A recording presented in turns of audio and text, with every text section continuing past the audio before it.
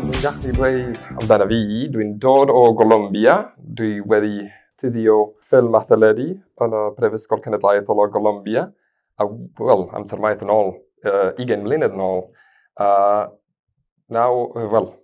Wedyn, wnes i fy PhD yn y Brifysgol Aberystwyth. Wnes i ddysgu Cymraeg yn Aberystwyth. Dwi'n credu roedd 2009 pan dechreuais i ddysgu Cymraeg i oedolion yn Aberystwyth. Dwi'n trio i cadw ddysgu yr iaith ar hyn o bryd. Wel, dwi wrth fy modd ddysgu ieithoedd.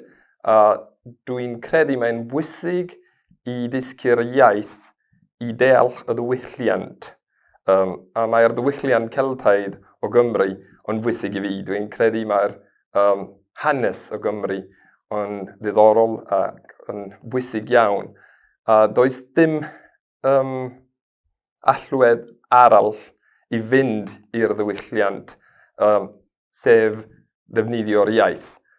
Dyma'r rheswm nes i trio ddysgu'r iaith, a dwi'n dal yn trio wella yr iaith.